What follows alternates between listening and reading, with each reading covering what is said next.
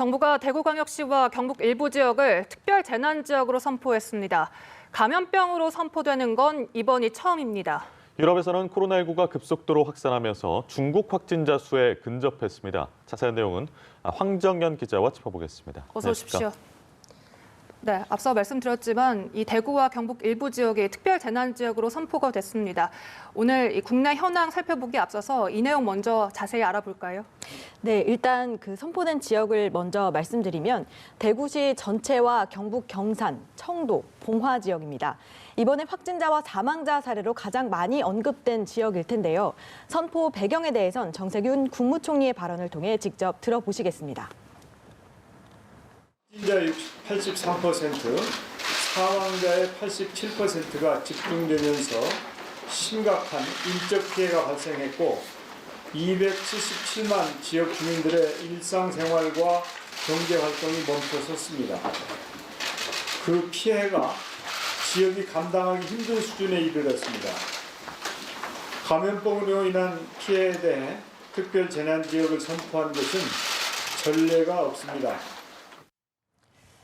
네, 이 특별 재난 지역은 자연 재난이나 사회 재난을 당한 지역에서 지자체의 능력만으로는 수습하기 곤란해서 국가적 차원의 지원이 필요하다고 인정되는 경우가 그 대상이 됩니다.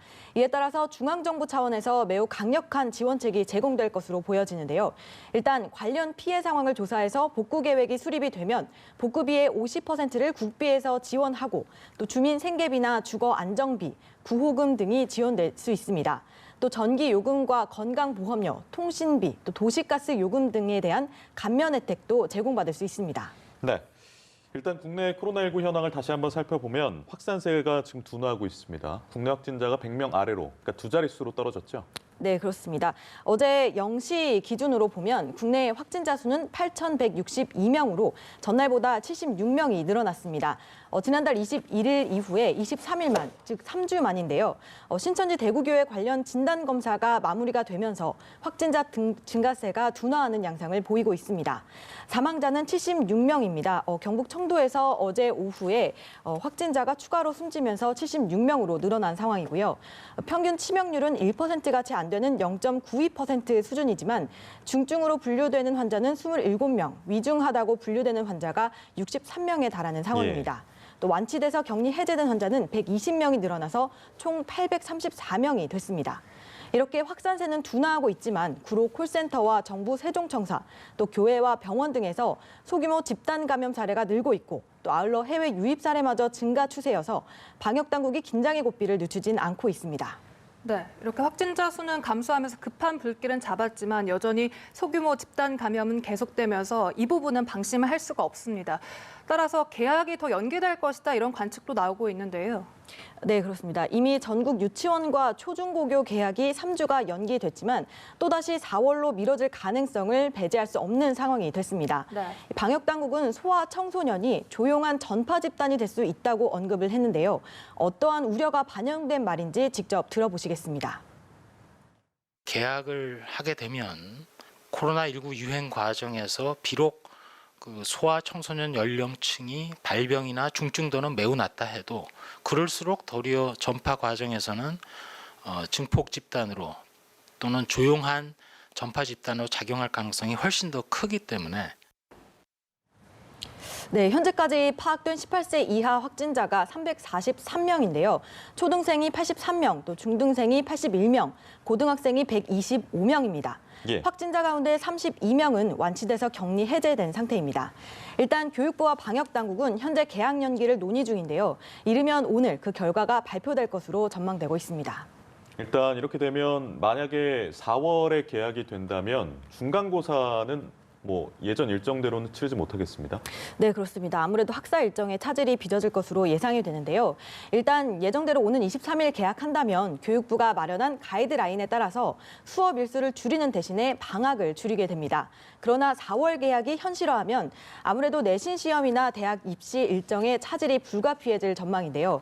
일단 4월 초에 개학하면 원래 5월 말에 치르는 중간고사를 예년처럼 하기에는 어려워질 것으로 보입니다. 또 중간고사가 생략되거나 수행평가 등으로 대체될 가능성도 있고요. 아울러 대학 입시 일정도 차례로 늦춰야 한다는 지적도 나오고 있습니다. 네. 여기에 학교 비정규직 노동자의 생계 문제, 또 맞벌이 부부의 돌봄 문제, 사립 유치원의 원비 환불 문제 등도 함께 검토돼야 할 것으로 보입니다. 네. 이제 전 세계 상황을 짚어보면 사실 유럽에 더 비상이 걸렸습니다. 유럽이 올스톱된 상태다 이런 기사까지 나오고 있는 상황인데 현재 확진자 수 어떻게 집계되고 있습니까?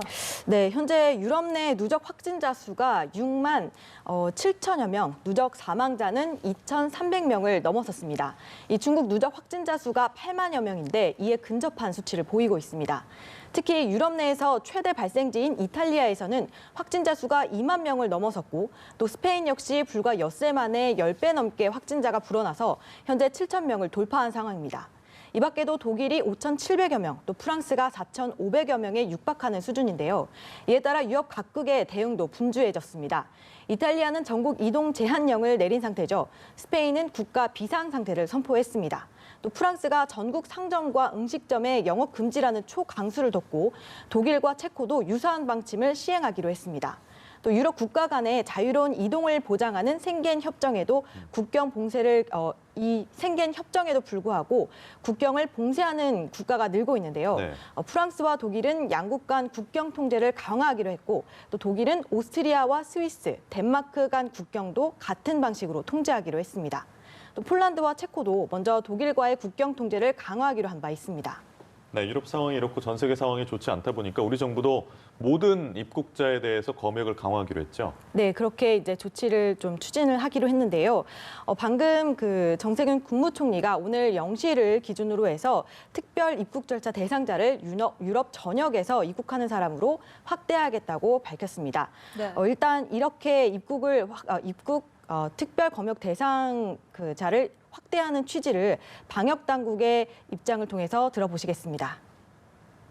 첫째, 코로나19의 특성상 감염은 되어 있으나 이분을 통한 의학적 치료가 필요하지 않은 환자가 다수 발생한다는 점입니다.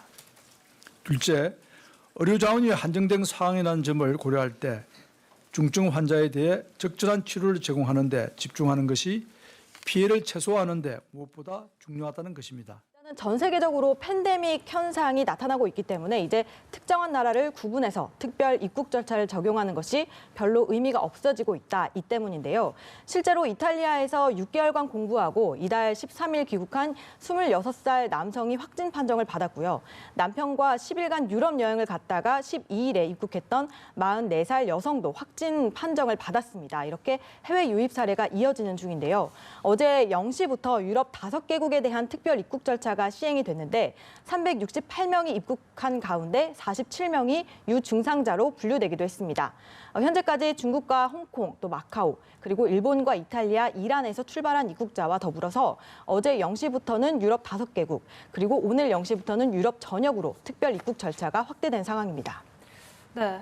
미국도 비상이 걸렸습니다. 트럼프 대통령도 국가 비상사태를 선포를 했고 감염자도 확대됐다고 하는데 얼마나 확산이 된 건가요? 네, 일단 CNN 방송을 보면 현재 시간으로 15일 오전 기준으로 미국 코로나19 환자가 3,100명으로 집계됐다고 밝혔습니다. 지난 13일 2,000명을 돌파한 뒤에 이틀 만에 1,000명이 증가한 건데요. 사망자는 62명으로 집계되고 있습니다.